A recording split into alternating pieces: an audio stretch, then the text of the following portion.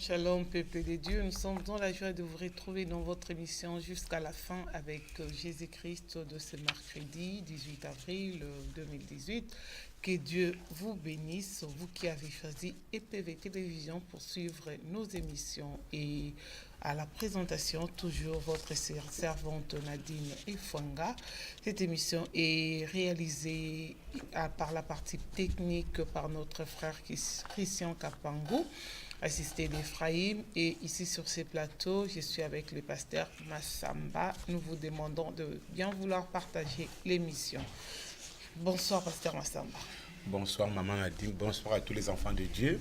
Que le nom de Dieu soit glorifié. Nous commençons notre émission jusqu'à la fin avec Jésus-Christ, avec ce thème Jésus-Christ est supérieur aux démons et sous-thème au nom de Jésus-Christ. Que le nom de Dieu soit glorifié. Maman Nadine, Wow. Bana Nzambe topesi bino merci mingi. C'est vrai que biso en France au bozana mokili mbozeli kolanda biso na République démocratique du Congo, na Congo Brazzaville et des parlements na Canada, na États-Unis, na Corée na bamboka nyonso nzamba ba apambola bino biso na poto a moye bandi to longo na hiver ezalaki tellement moulayi mais siko printemps bando pesa biso na mwa ba chaleur wana yango donc to yeli bino pe chaleur yango na au nom de Jésus-Christ kolo apambola bino nyonso ba onus boyambi yesu kona kolo mobikisi pe ba obo yebi ete bolanda biso na suka boyamba yesu kona kolo pe mobikisi na bino parce que azali le chemin azali pe kimia azali pe solo yesu masia biso awa émission ya pasteur Massamba za émission ya sengo to lexaka ba vita Christ Jésus-Christ azali ko pesa ba vitamine tozali bien santé malamu makamno so malamu dans toutes les circonstances nous bénissons le Seigneur.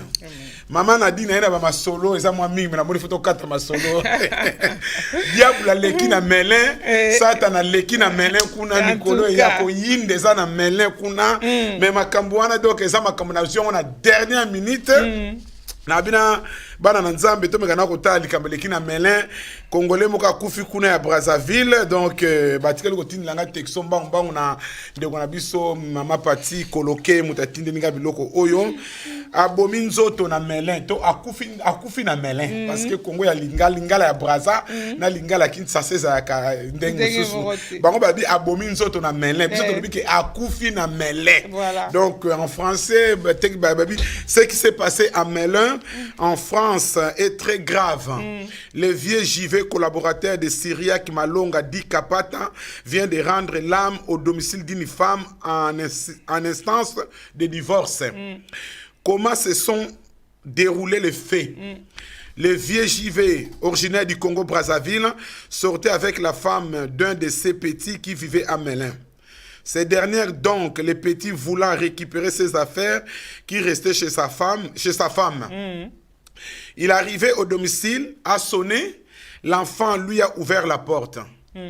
Pendant que le vieux Jivé a voulu aller se cacher dans la chambre des enfants pour que son petit ne puisse pas le voir, sûrement, pris de peur, il y fait un malaise et meurt devant la porte de la chambre des enfants. L'enfant qui voulait rentrer dans sa chambre découvre le corps du vieux Jivé sans vie devant sa chambre et pris à son tour de peur, et il va prévenir à sa maman en lui disant que tonton est tombé dans la chambre, il ne bouge plus. La maman se dirige dans la chambre et découvre le cadavre du vieux. A-t-il fait un infarctus? A-t-il fait un AVC? On ne sait pas ce qui s'est réellement passé. Ce type de scénario est fréquent dans notre milieu congolais. Mais je pense que le moment n'est pas venu à la critique ni au commérage. Respectons tout d'abord la famille du décédé, sa femme légitime, ses enfants, et ensuite le traumatisme de la femme de son petit, puis les enfants de cette femme. Et son petit qui faisait confiance à son grand frère. Il est triste de constater que les Congolais ne jugent que les faits et non les conséquences de ces faits. Car il y a eu tout de même mort d'hommes. Je refuse, moi, personnellement, de palabrer à chaud sur cette histoire. J'entends d'avoir plus de renseignements, mais ce qui est vrai, c'est que le salaire du péché, c'est la mort. Donc, on a une lecture, de langage kalaté, na maman pati coloqué, maman pati message généki. Donc, banana nzambe, bon moni makabeleki na melin. Donc, ils allaient passer, maman Nadine, ils avaient passé. Donc, bien sûr, on a dernière minute à la hâte. Yo, j'ai on arrête, on a la zone qui on banda lobby. Yo, j'ai maman Nadine, yo mto pesa ngai maman Nadine, yo mto yebisa ça va pas bon. Yo qui se sont yo wa pesa na salon. Na salon de coiffure. Ça va na salon ça ka loko ine lokote. Oya ka moka boaki. Ça ko aucun na salon. Ndeko yo ça ka ko so ke lokote ko yo ka na minute moko katsa suko yo ka ta 50 makambo. Balakisinga ba photo, balakisinga na vie yango ndenga za ko bina na mwasi ya petit na ye wana na fête moko po bazo bina.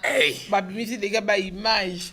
Non mais ça fait mal maman Nadine pour envoyer la temps ça fait mal temps on a et là ça n'ira pas parce que naibisi ndeko mususu ndeko moko ya Brazzaville 1000 naibisi ndeko 1000 ngabe 1000 moni tozali batu tozana ba faiblesse tozana ba bolembu mais na ba situation nyonso na yebisaka bana na nzambe atoke ko bina bondela ka même nzambe lo ba nzambe na ke bina po azomona no yo po to sa so ke bina obombi mais so ke bina yebisaka nzambe na ke bina nzambe na ke place bo nzambe tambulisa nzambe batela ngapo mawaneza likolo na mawa nzambe eza likolo na yo la miséricorde de Dieu parce que maman Nadine ko mona ke tata tango na ndaka lobaki na mama ke na kindeki matanga siko ke kufa na ndaku ya batu babenga mwasi balwake mama akufi ndenge ndeko apesi tolito GGT c'est le Dieu qui connaît nzambe mutayebi mais toleki na lisolo na mais deuxième lisolo na ye nango mama Nadine o epenza na o na préparaki o makameza ko leka na France mboko ya makambe belelo koso ya mbongo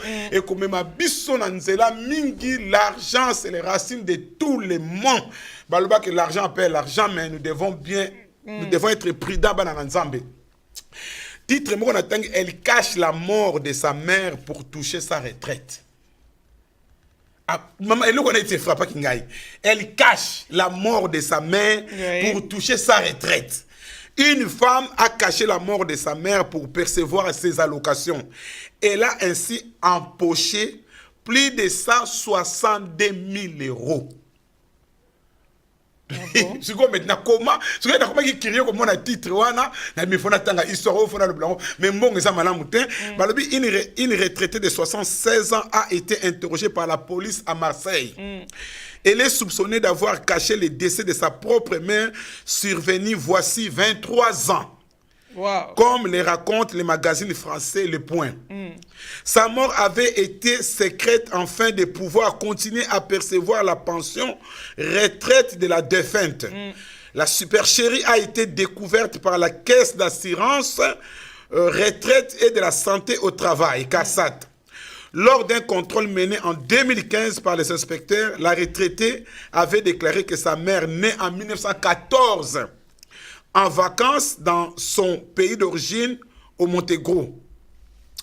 Certificat de décès falsifié. Ah, puis falsifié. Alertée par cette inspection, la femme a alors produit un faux certificat de décès en falsifiant celui de son beau-frère décédé en janvier 2016, explique la province. Démasquée, elle a finalement passé aux aveux. Elle a ainsi perçu 613 € par mois depuis 1993, année de décès de sa mère. En tout, plus de 162 000 € selon les services sociaux.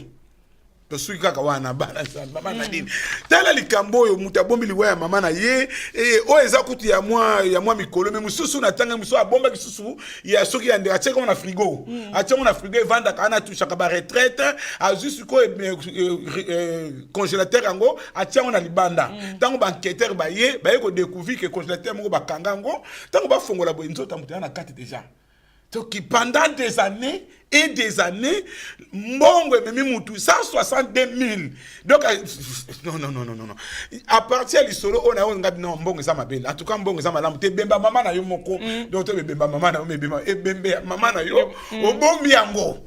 Ok, c'est grave, na bidi fona partager likambo na bana nzambe En tout avant cas. to kota pena na ben masolo na biso mais bande ko makila mutu eganga kaka makila mutu eganga komoni malgré bomba kenga zuba mbongo mais elebi na mundele moko la bi mais siko na balwa na bango ezala kamuzanga mutu na makolo ole ba condamné à perpétuité oyo akaka bati en sursis okomona batiki keleke tango bimane siko 162 000 wana lié wana kasi wana ezaka makambo mbongo ta futa kaka non mais makambo mbongo eza na makambo ebele moni mbongo eza na makambo yo se bakondamné oyo ebele ndenge wana yo ofuta ko ndeni bapesoka ndambo non so bakondamné kasi ne bakotaka na prison batravaillaka te batravaillaka ozotravaille bambongo nezofuta bambongo mosusu bakobombelo mbongo mosusu okofuta banyungu tolongwana mama Nadine kaka na même d'ordre kaka même sujet oyo kaka na Belgique lisusu oyo nde eleki mwa kala ndenge na résumé mwa moke lisolo moko natangaki na Belgique eza vraiment bien natangaki yango na bajournaux ya France nanga otanga mingi ya bamboko mingi te ya bamboka na biso mais awa pena mwa vérité ezalaka eza na mama moko mundele kaka makambo kaka ya bambongo oyo mobali na ye mobali na otolo balokola mokango baba yasu bakoma ye mukolo mobali na ye azalaki na bakoko na ye mosusu bazalaki na ndaku na mamango mama wana azwi bana ya tata bakoko ya tata wana atindi bango na Euro Disney pour un week-end boke na bino na Disney bana tango yoki Disney ba sepeli talaka Disney nga na sala kuna mboka mboka mo kitoko solo bika na mwana na kumemona Disney bana ba sepeli ko kende mama wana azwi mobali na ye abomi ye mama wana abomi mobali ne poatika na héritage et ça maki na beli abomi mobali ne poatika na héritage sikoyo nenga sala ki plan na ye tout était bien bakoko pe baye bayo yoka ke koko na bango akufi batu nyoso baye baninga nyoso baye moni bende baka na bango pena mingi te jour enterré koki Maman Nadine nzambe oto sambelaka nzambo asala mokili azali le tout puissant okosala ka mabe mesuka suka bakokanga yo bakangi mama ndenge nini oyebi ke tangu ebembe wana ekomi na morgue evani na morgue siko jour ya enterrement tango basokolaka corps basokoli corps pe bien batie na cercueil sikoyo mukolo ya pompe funèbre mundela ngo tango aye abando tala corps ngo va bakanga pena cercueil police a scellé tango atali lokola zalaka ancien police scientifique atali corps amoni awa amoni moi boss moka mukeme mamanga bongisa ki boss ngo bien atali boss jusqu'au nini tobe ngolo kwa myopie atali penda bien abi siko bango na libanda bazo se le bembe ba kunda siko abengi mbala moko na mayela bengi ba policier musu ba ye alobi mais corps oyo eza na problème donc bembe ba kunda on sur les lotés il faut bino ba police scientifique corps faut les autopsie tant que maman wana ki ka komba autopsie akoma ki mal à l'aise tant ba que ça l'autopsie ba yeko mona eloko moko kwa tumeur awa donc bamba ki ebende bazui maman yebika awa so batio na garde à vie bazui koko wana garde à vie a umela kiti a craquer avoué quand on a passé aux aveux koko wana so a passé aux aveux babi mais madame héritage on ça d'ailleurs peka yo mais pourquoi bomi mutu donc neto ya koko wana aza à kota prison neto so alembaki ne ko boko la koko peut-être alimé ko boko la mais ba maison de retraite ezali mama na dino zo mona donc mbongo eza ezoko mema biso na makambo ebele ndenge na lobamba la miki ya ko luka na mboka oyo to za la prudent na ko luka ngo soko ko lukila ngo pe na ndenga mabe yeba ke nzambe pe atia autorité ko mema na prison tikete nkolo azwa lokumu na mwa masolo muketo beti donc ezali pona kokota na bain bana na nzambe donc ezape masolo zo so ba leso mingi na mboko to zali mi lisolo mususu na kobeta ngona suka o bambila ba yako talanga ba policier ba yako talanga na ndako pona makambo ya l'église ba passer na kobeta mi lisolo na suka ba policier ba yako talanga renseignement généraux yaki na ndako ya pasteur Masamba tikete to kota na thème na biso Jésus Christ est supérieur aux démons to zali kotanga na Marc chapitre 16 verset 17 maman na dit zali kotanga la bisona monoko lopoto yoza na ndako comment verset oyo pe souligner yango Marc chapitre 16 verset 17 kuna balobi na biso nini na monoko lopoto maman Nadine à vous l'antenne. À vous la parole. À vous la parole. À vous l'antenne. Merci. Une bataille littéraire. Que le nom de Dieu soit béni. Amen. Marc chapitre 16 verset 17.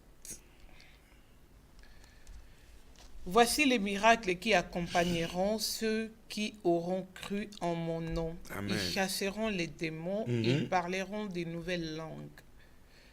Ils saisiront des serpents.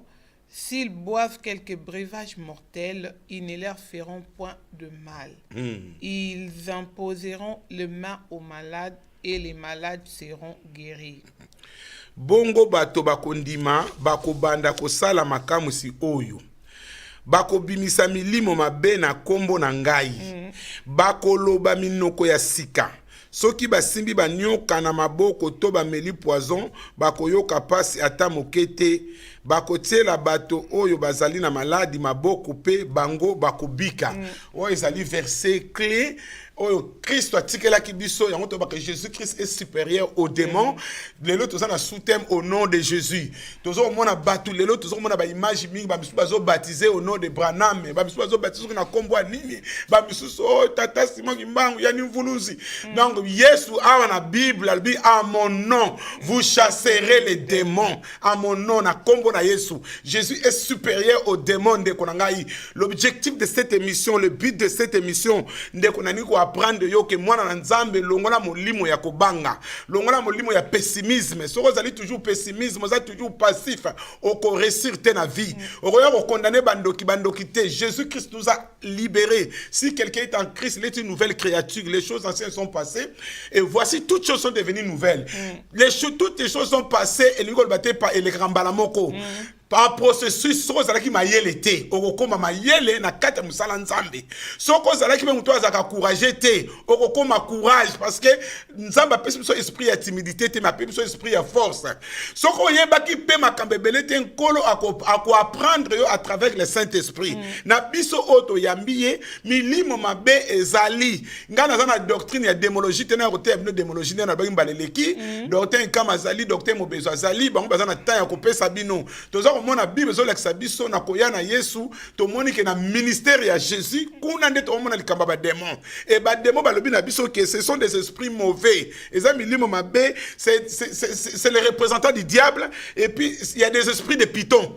Donc il y a un esprit de python autre nous ko la lelo to kotanga yango to ko la histoire le kaki na baye ko qu'est-ce qui s'est passé au temps des apôtres il y a rien de nouveau sous le soleil o le kaki na tango na baye ko yango ezo sala makaka lelo Salomon ba ki rien de nouveau sous le soleil so ko moni likambo ko batende za makambo ya sikate c'est sala makaka kala mais o ya kale zali pona ko pesa biso mayele souci na ngezali bana na nzambe o besoin na pasteur Masamba to koli mingi na makambo ba kutimi ya ko banga kutimi ezali malamu na kote na ngope malamu mais ba kutimi mususu lié biso na kobanga net na ba mindele a to yoka soko za le obotamaki le 13 eza lokola malédiction koleka sous l'échelle ite vendredi osoke leki sous l'échelle eza lokola malédiction babiloko nyos wana eza biblique te mwana na nzambe leka sous l'échelle so libo ko matana échelle ngo matana échelle ngo totala soko soki malédiction ikolanda yo parce que celui qui est en Christ n'est pas sous la malédiction mais il est sous la bénédiction ba bina biso ke ba démon bazali milimo mabe o esalaka makambo na yango mama Nadine bala musuto betaki lisolo ana lobaki ke nzamba pe biso les dons de parler en langue denga lobi awa en mon nom vous allez chasser des démons vous allez parler des nouvelles langues vous allez imposer les mains aux malades seront guéris tozo ko mona nganga banganga ava sala makambo akeno lobaka pa langue o mona tieke ko nazo tiko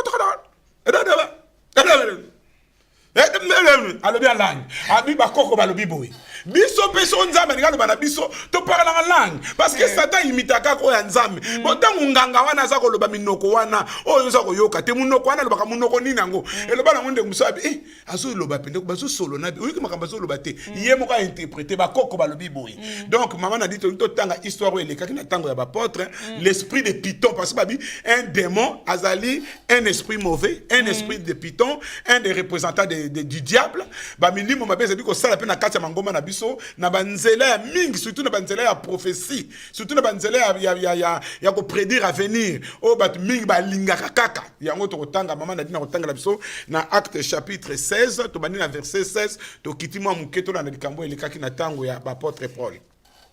Comme nous allions au lieu de prière, une servante qui avait un esprit de python et qui en devenant procurait un grand profit à ses maîtres, vint au-devant de nous et s'est mis à nous suivre, Paul et nous. Elle criait, « Ces hommes sont les serviteurs du Dieu très haut, et ils vous annonceront la voie du salut. » Soukana maman Nadine po bana nzamba comprendre kanga place soki poto continuer mokolo moko to salaki ko kende na esika ya losambo tokutani na elenge mwasi ya mowumbu ye azalaki na molimo moko ya mabe oyo ebandaki kolakisa ye makambo ekoya nsima. Bakolo na ye bazalaki kozwa mbongo mingi mpo na mosala na ye.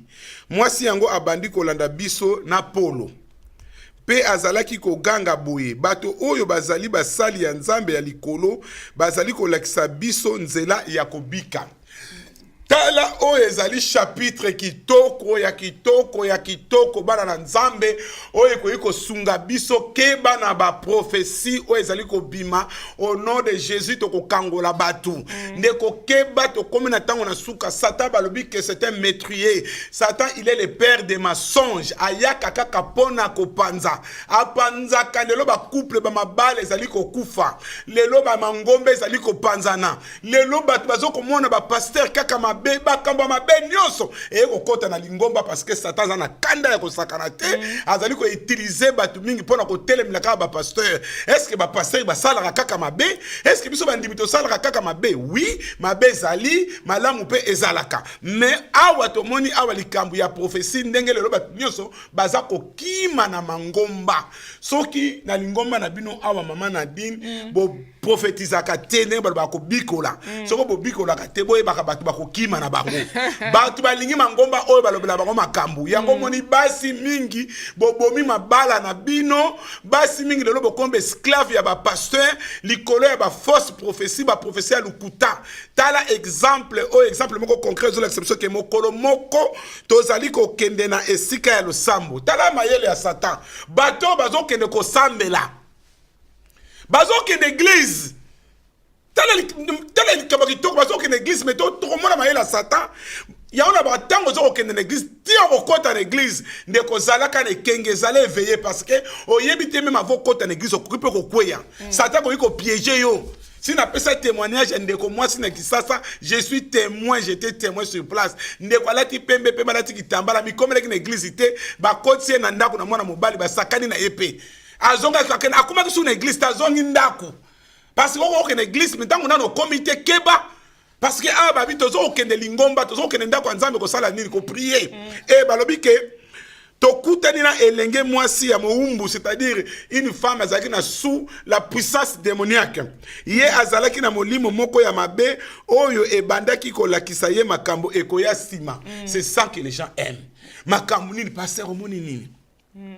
Église on bana to côté ba mona na bango makambo te. Église on bana OK makambo nyonso zo luko mona eza na kati ya Bible.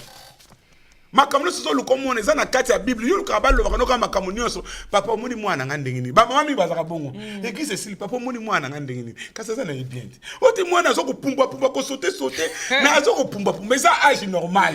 Azo lia yaou. Azo lia ba pondu zo ko soba kana Château Rouge za bio. Kasi mwana zo lia ka yo mama ya lingi kaka oloba.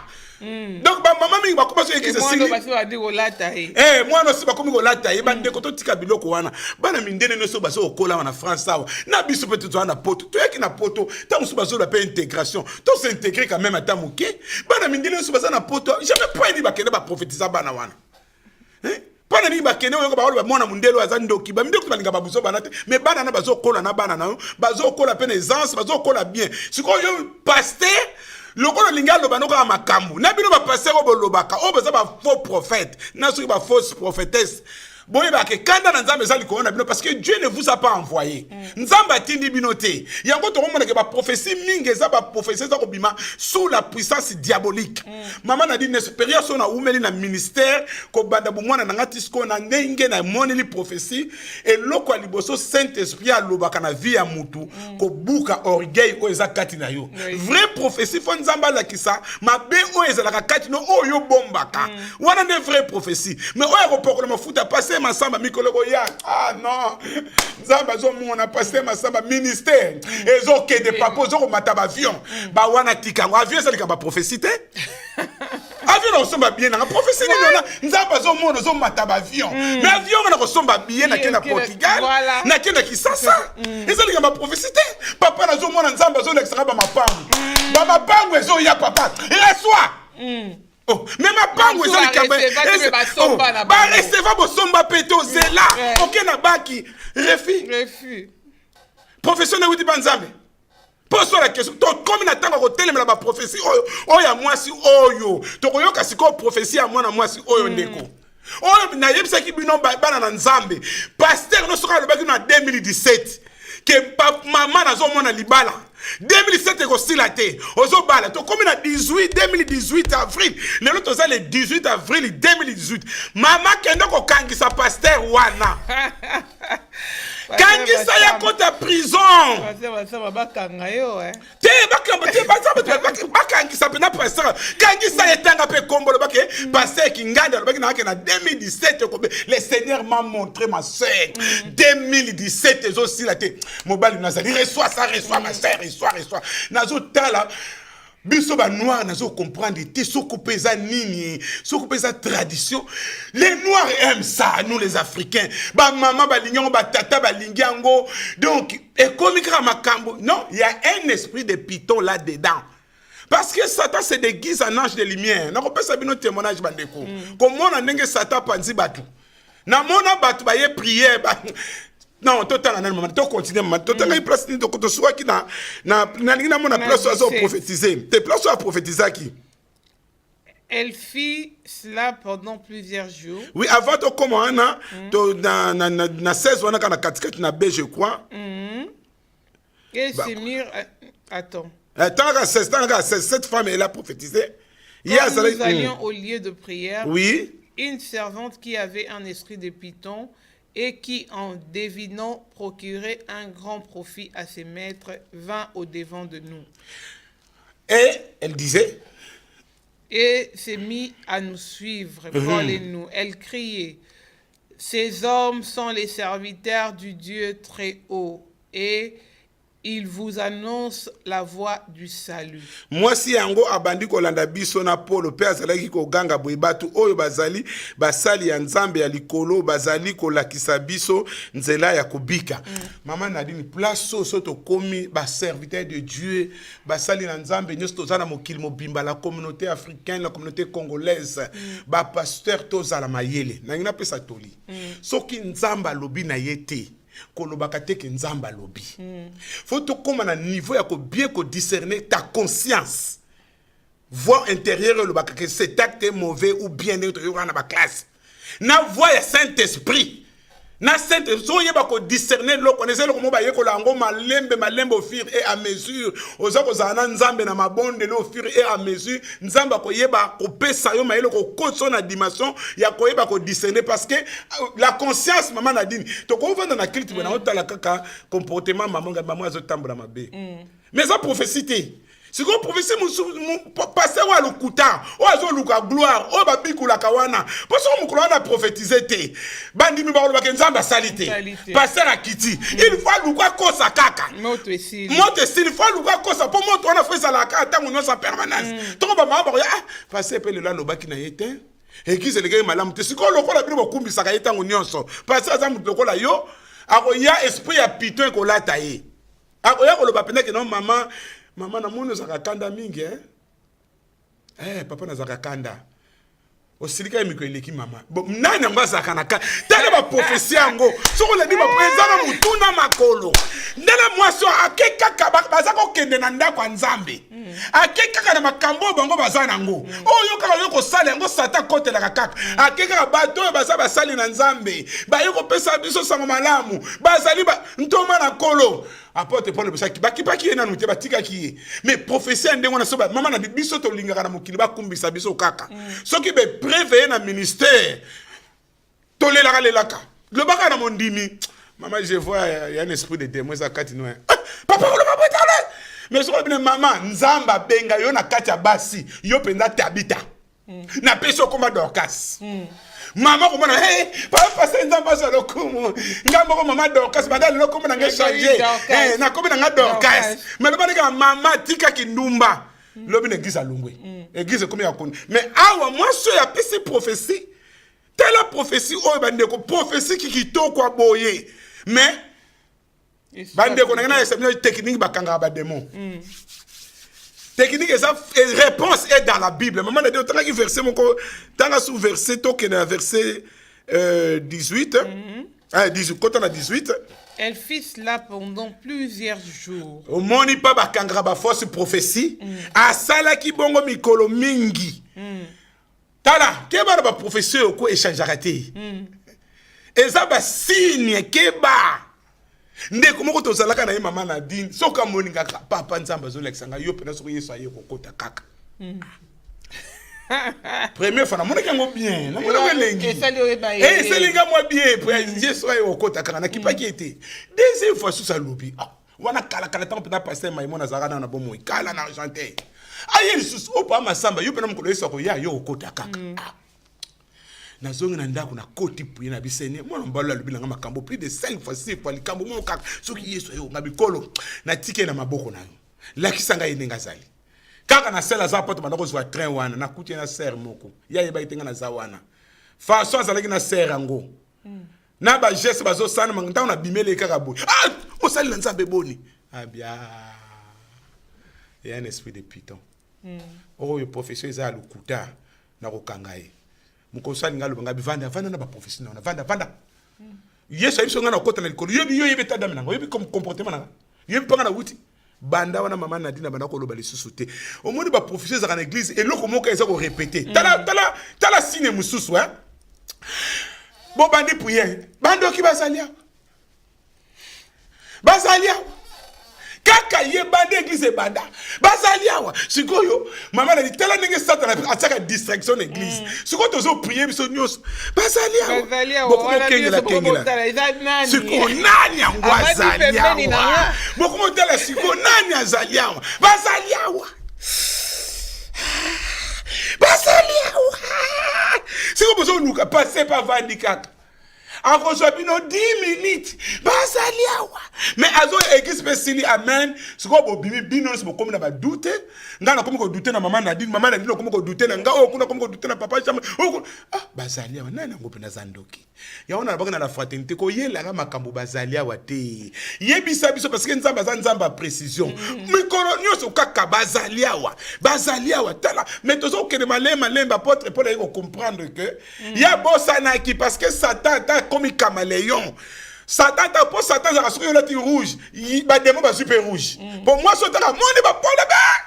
Ngape na kota na makamba malamu. Akoti na makamba malamu abinga pe na bosana. Akoti na makamba ba Paul.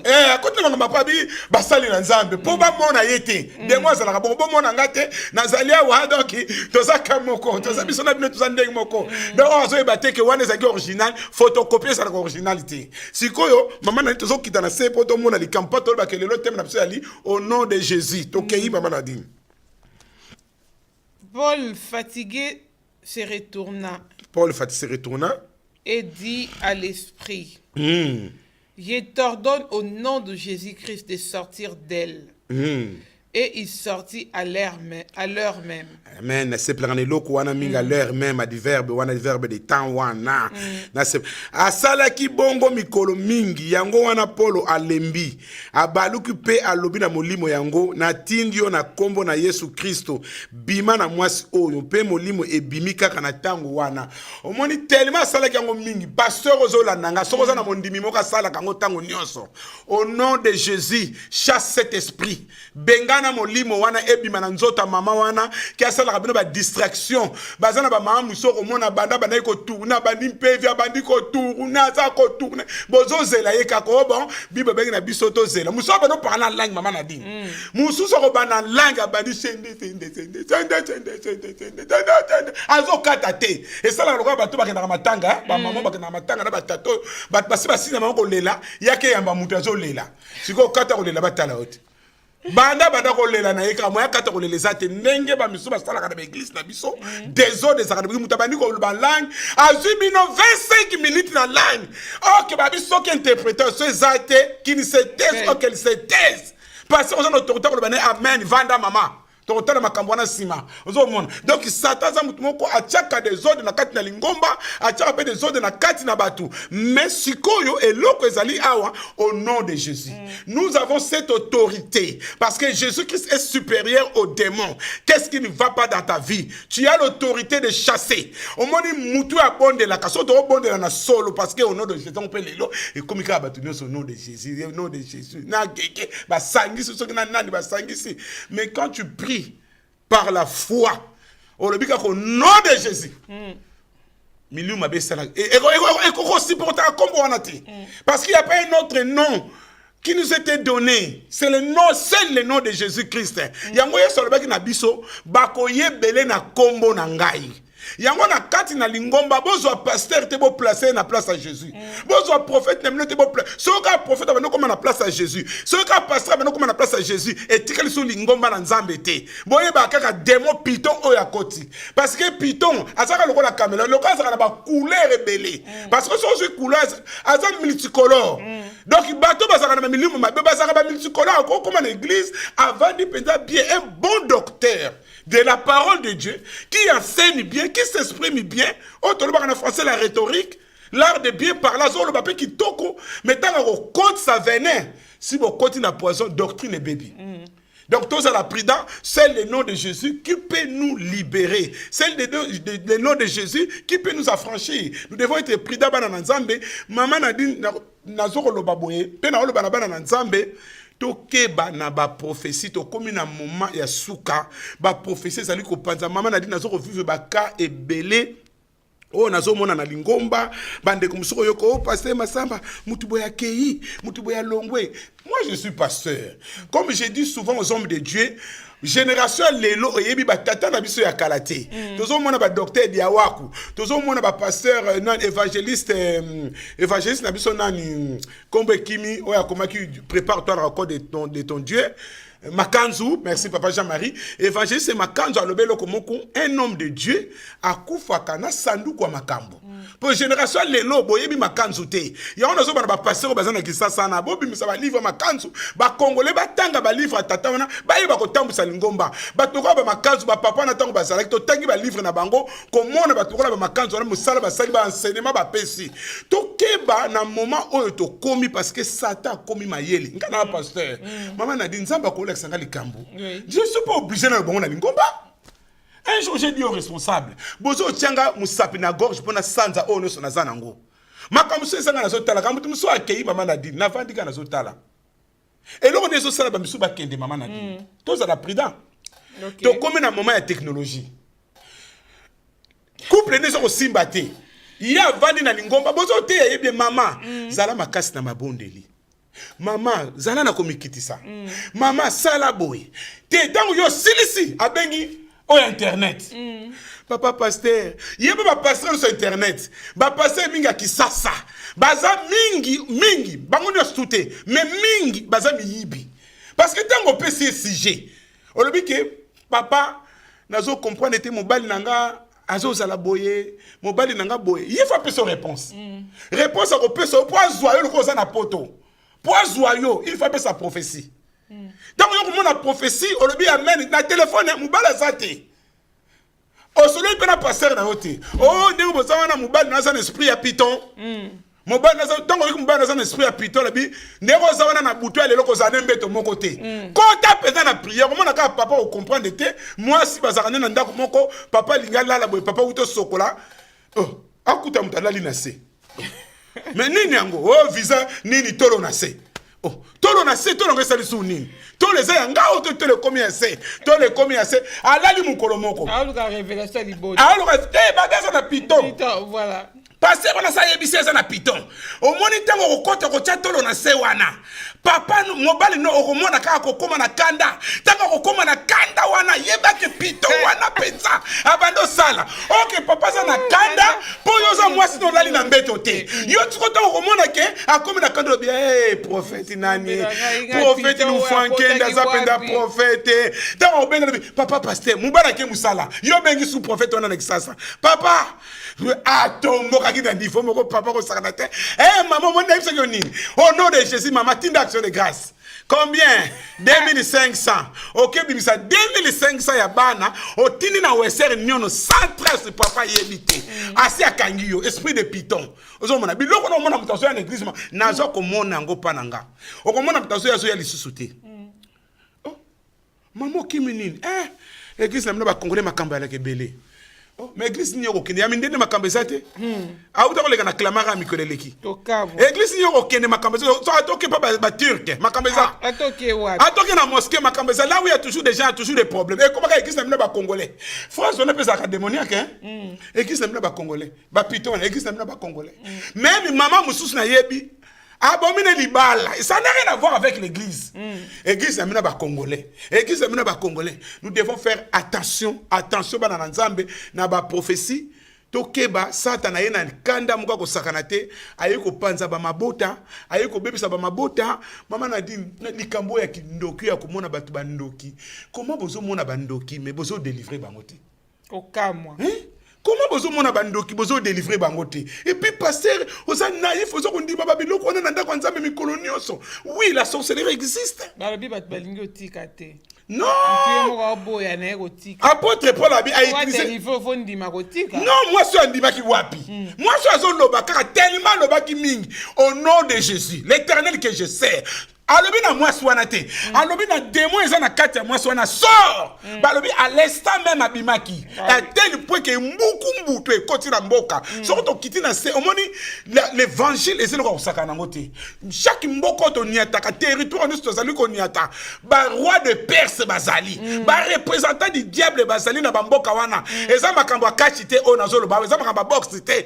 Eza makambo judo te te dire te. Nazolo makambo monde spirituel. Na chaque mboka to donc besoin que nous évangéliser net na mboko besoin que évangéliser boye bakake ba roi na bango bazali ba représentant na bango bazali net moi si o ba représentant bazalaki tangu démon wana bimi ba moni ke ba reçoit sumbongo te maman a dit la Bible nous dit que mbutu ekoti na mboka mobulu apôtre Paul akangami Silas akangami ba beta ki bango na niveau ko sakana te pona nini po ba délivrer ki mutu tant to ko délivrer ba tout passer ça ka sujet joité monde wana za ka monde ko sakanate ba take ko ya mais nous sommes plus que vainqueurs par Jésus-Christ. Nous ne pouvons pas avoir peur du diable, nous ne pouvons pas avoir peur des démons. Au contraire, nous devons rester vraiment fermes dans la prière comme notre maître Jésus-Christ. C'est le nom de Jésus-Christ et ça est capable ya ko kangola kombo na Yesu zali kombo eleki na nguya kombo epesa ka kimia kombo epesa ke sengo yangonde kozola nangai teme nangezala jusqu'à la fin avec Jésus-Christ. Toi qui étais chrétien depuis la République démocratique du Congo, toi qui as juré que Seigneur je ne t'abandonnerai pas, où en sommes-nous aujourd'hui? Ozali wapi ndeko nanga lelo zonga na lingomba tika kokosa tika kofinga ba pasteur tika kokosa lingomba makambu yaka na kombo na Yesu zonga na lingomba. Jésus apesaka nyonso tozana ngo posa soko yebite na révéler au secret mokozola nanga. Jésus apesaka nyonso. Tout ce que tu demandes, Jésus te donnera. À côté ça, c'est un maître qui dit oui, qui dit non, qui dit attends. À côté ça peut qu'on là. Parce qu'il y a pas de gens sur le baquet. Dans un apôtre qui a bien prospéré. À tous égards. Donc, vous en essayez beaucoup la bien, jouissance, abondance et tous ces alamins. Les lots vraiment malades na kusina okimla ite na tout ça kama obakisa to bande batuni mituna kuna mona zotanga ba commentaire batini butuna te bazo pesa kama mbote baza ko encourager ngwana. Merci maman Nadine. Donc nzamba zo lokumba na nzambe na pesa témoignage moko to keba na babiloko oyo ya ko prophétiser oyo babiloko oyo ezalaka na surtout bato ba prophétisaka nzamba ko utiliser yo ezali domaine moko ezalaka vraiment terrain moko glissant bato ba prophétisaka ba komaka lolendo na ndako nzambe. Ah bon?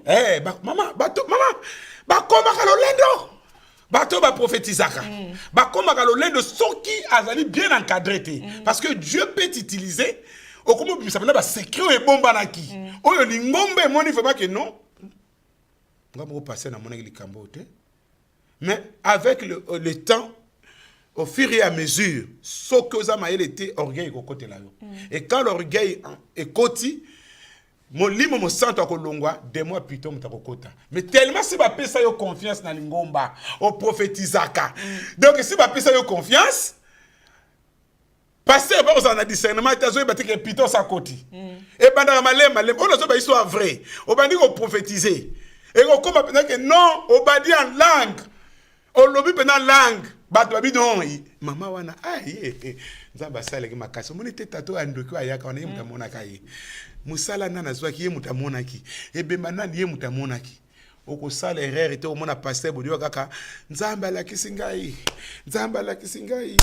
Papa pasteur nengo za wana. Yonde pendant nzamba ponelinga yo. Mais maman pasteur avana liboso zotala kaka. Oyo professeur ute pa nzambe yo to enemi.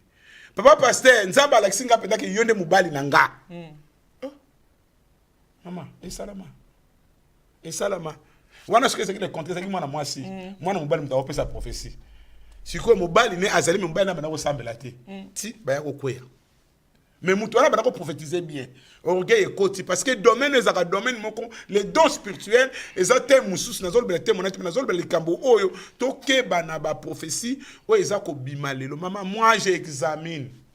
Comme ça, nous vous avez pas passer ma sambo na ba prophétie na yo boina boy. Comme ça, nous vous avez parce que dans la fraternité on a ba biso ba kima ko parce nga ko yela ba na hôtel kana yo ki ngabi merci nzamba za lokumu na yo ki makambo lobi ko la za lokumu total ayem ko kolo akolakisa biso kaka na lebite na tsaka tembe mais na yebi parce que ça domaine moko photo za nango prida na mangomba na biso lelo ba famille epanzani maman ba couple belé eza ya ko beba likolo kaka ya mo oyo esprit de python. Ba couple belé dans l'esprit de donc beba ezana donc non ningi opesa ba témoignage mingité mais nazo ba couple belé et baby nakutana na ndeko témoignage mususu nakutana ndeko mobali mobali kitoko azaki na mwasi na ville Argenteuil toza kokutana mbala mingi azaki mwa yanke ba jo côté ateye kama malé na mwasi ne bitumba ko swana tango ko pesa iba conseil oh eleki miko na mona ki susuti quand on habite dans le château, on te croisé. Ah, pasteur, boni, pasteur, Mikolo, combat pour sakanate. Oh. Yo, comment le terme combat? Abi, maman prophétesse Mikolo, azo mona makambo. Maman prophétesse nat, oh, moi sinanga. Abi, moi, soit na tikaye.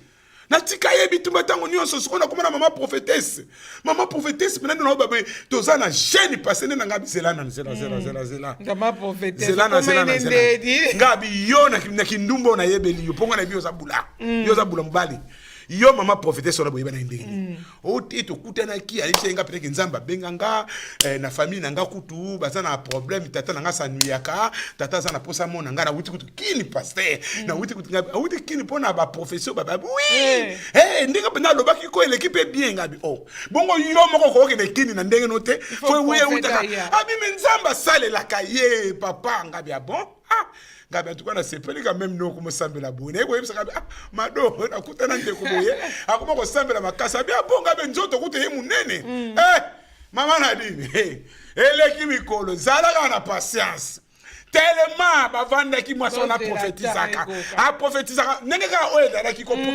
prophétiser tango nyonso azo prophétiser a prophétisaka tango nzoka ndaza ko soutirer mbongo nyonso eleki mikolo to kutana ka oh papa yo comme le logo lisusu papa c'est ba kamuna bina l'église oyo oyebi ke moi sans to kabwana na biso ya maman prophétesse wana bokabwani maman prophétesse nguya yo bakabwani butanguya makamlisi zakana nguya bino to zakana nguya bakabwana ki maman bakabwana ti lelo maman na dintala biloko o tozoloba basi mingi o batuli wana ba mama batuli bazana ndakwa nzambe baza ko utiliser ba terme ya ba prophétie pona ko kanga bana mibala batu bana mibalo pe batuli baza ko kanga ba prophétie pona ko kanga basi ya batu tokeba na babiloko wana nkolo azali nzambe na nguya vraiment apambola bino nyonso pasteur Masamba de la Suki awa to kanga loko avant to sister maman Nadine je crois totangaki déjà au nom de Jésus Marc au côté sous Marc chapitre Marc 16-17 na version totanga na liboso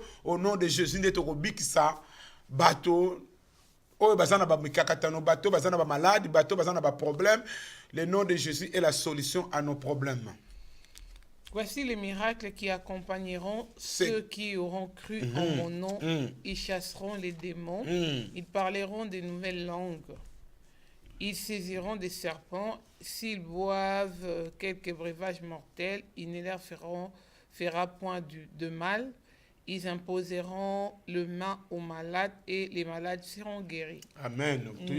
Au nom de Jésus, voici les miracles qui accompagneront tous ceux qui auront cru en mon nom. Et en mon nom, vous allez chasser les démons. Ça, c'est notre devoir à nous, l'église. Mais l'église, nous sommes ceux qui ont utilisé comme on a utilisé. Comme on a utilisé parce qu'on utilise comme on Jésus-Christ est ressuscité. Toi, Jésus-Christ, nous sommes bon mana. Ce qu'on combat, nous utilisons on a foi, on a condamnation, miracle qu'on s'opère l'église.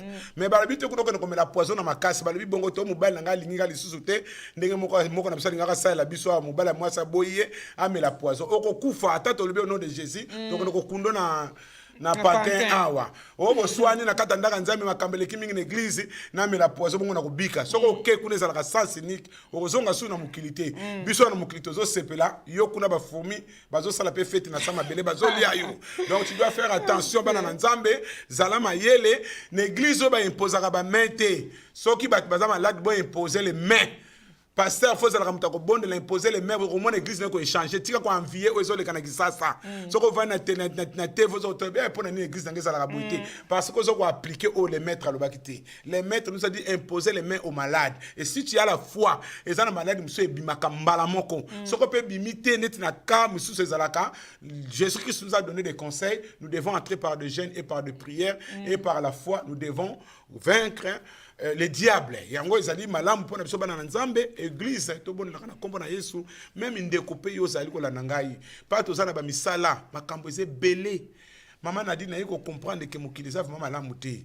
Donc mukili bandeko na comme na 54 ans ngala zambu tunalingi batu na ningapenda kuvaa na batu o ba yi pasteur masamba zambu ta batu mais pasteur masamba kuma ko kima batu na kuma penda siko ko kima maman Nadine na kuma ko kima batu donc na kuma donc ko kima on a l'absence de prudence oh je sais que soyez prudents donc soyez prudents comme des serpents humbles donc na kuma penda kengi na maman ata fait ngawa na kamutu pour na nga muta batu donc mais comment papa msuna ko papa msuna ce qu'on a monika clarté na benda ni pour Seigneur nous a déjà averti parce que le monde est tellement mauvais ndenge soko le kalelo na mboka na biso poison to yeba mo poison to yokango ngako to mo poison na ka on tanga ma drandele kaka mo poison na tanga ma drandele kana yoka mo wana poison ke batili mutso ki poison de to ko yokona baba mais lelo soko na kisasa Maman, les lots qui na kisasa foza la pende ki na bité ko na bulima ko banga mais na bité za la prudent parce que tant to zoyoka ke to buto kuna ndeko moko awa bande ko na ba buto tala ikaka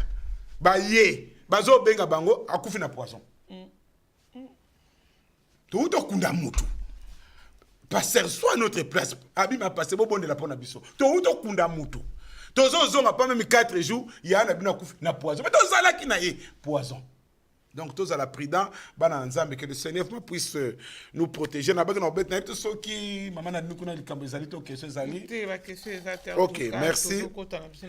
Donc, l'église évangélique en France, lobby, pasteur Massamba, n'a pas cette témoignage, mon carte, policier, carte, donc, police nationale, service départemental de renseignement territorial, autobengami, renseignement généraux.